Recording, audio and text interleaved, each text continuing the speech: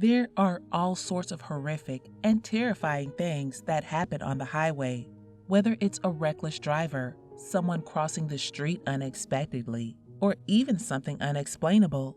But the question is, how terrifying can they really get? Today, we will look at 5 terrifying true highway horror stories. Next time you're on the highway, beware of such happenings. Good Samaritan. It was about 4 in the morning on a Saturday, and I was driving to work down the interstate. I was driving in the middle lane, and I was moving pretty fast since I was running a little late to work that morning. As I was driving, I noticed a car in my left mirror, and it was catching up to me pretty quickly. I was alarmed because I was driving at 75 to 80 miles per hour, meaning this guy had to be somewhere between 90 and 100. The car eventually caught up, and it was a gray Honda Accord coupe.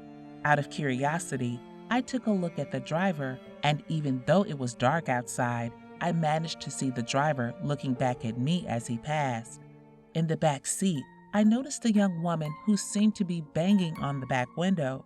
My first instinct was that it was a girl trying to mess with me or something, but when I saw the driver shove the woman down under the window, I knew that it was a woman asking for help. As I was speeding up a little bit to keep up with the car, I could see the driver reaching out into the back of the car continuously in a swinging motion, probably hitting the woman. I was in shock because it dawned on me that I was actually witnessing a kidnapping. We were now moving at about 95 miles per hour when I took out my phone and called 911. As I was on the phone, the car in front of me started braking, and he slowed down to a gradual stop. I am pretty sure that by then he had already noticed that I saw what was going on and thought that I was following him. Even though I wanted to save the woman's life, I wasn't sure if the driver was armed, and so I drove around him and went on. However, I wanted to stay behind him, and so I pulled over at the next exit, but never really went through the whole exit ramp. When he passed me, I drove on the grass and onto the highway once again, and I floored it to catch up. All this time, I was still on the phone with 911. As soon as I caught up, he noticed and pulled over, and this time he cut me off when I tried to go around him.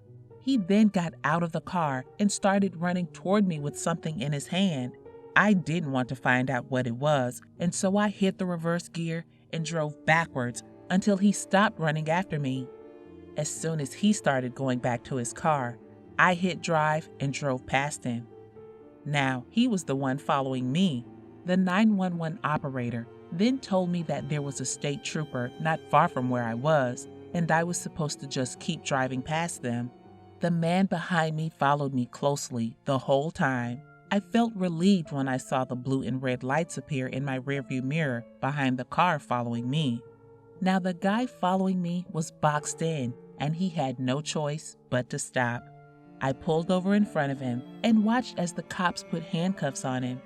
That was an experience I will never forget. The walkie-talkie men.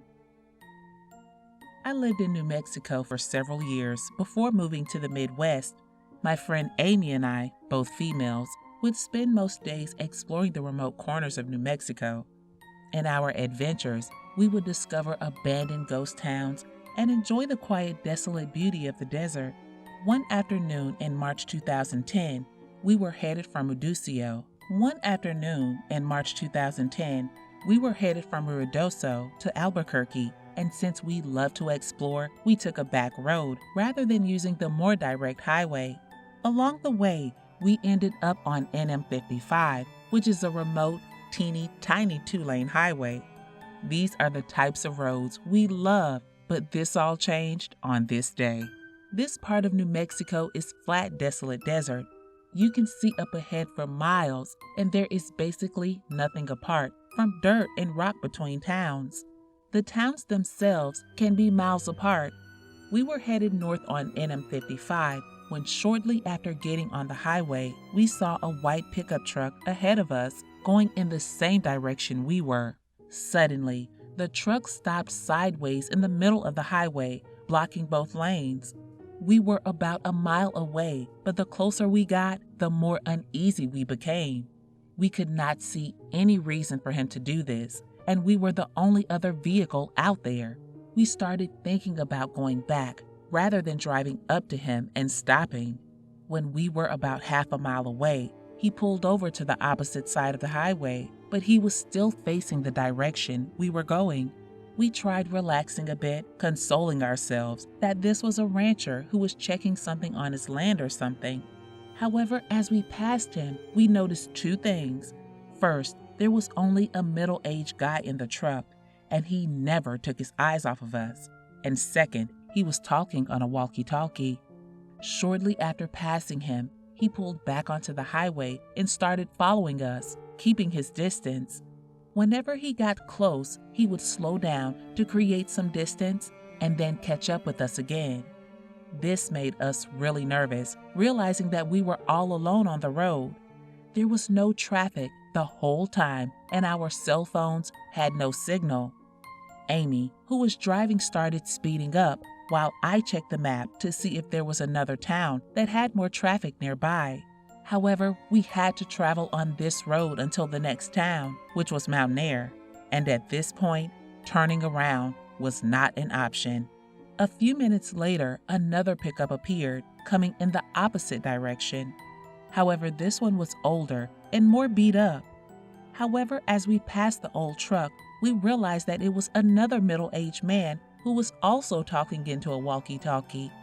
Once the white pickup truck passed him, he pulled a U-turn and pulled right behind it.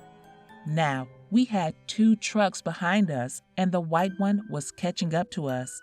He came too close, as though he wanted to bump us, but we kept on accelerating.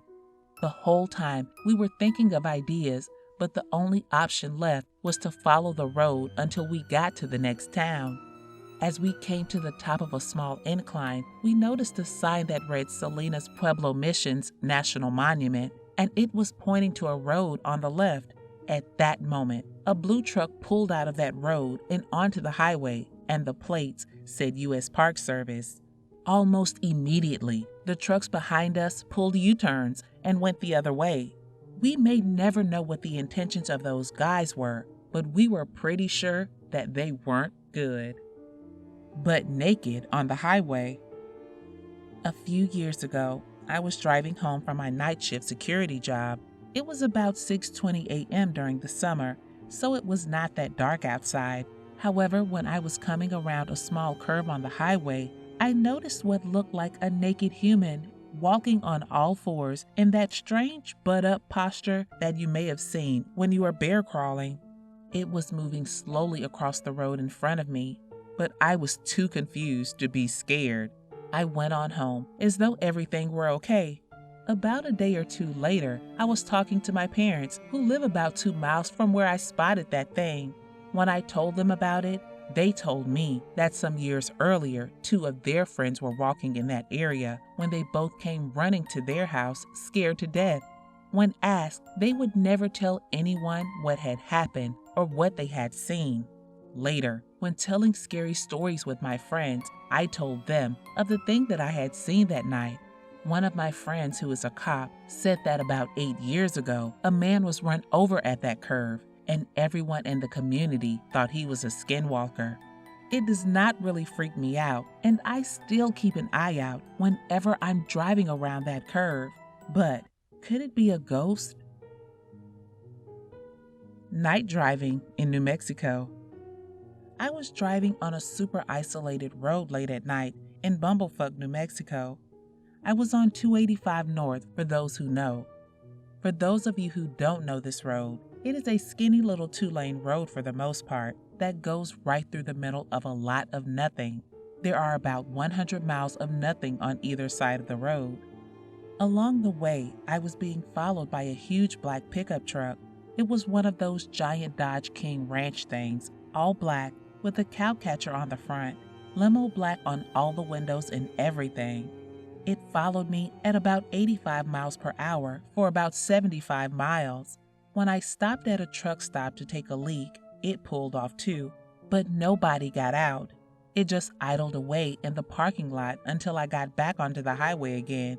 This guy followed me all the way to Carlsbad before finally leaving and heading back south. I have never driven on that road alone anymore. Creepy woman. My husband and I were on the highway late at night, and we were on our way home from a trip to Utopia. There were not that many cars on the road, but I remember seeing this old lady driving an old Cadillac. She kept racing up to stay behind us in the next lane before she started ramming us off the road. Given the fact that she was staring right at us, it means that she was doing it intentionally, and even creepier is that she was smiling the whole time. Lucky for us, our exit was next, and so we were barely able to make it. We called the cops, but we don't think that they ever found her. Which of these stories is the most terrifying? Feel free to let us know in the comments section below. Thanks for watching, and I'll see you in the next one.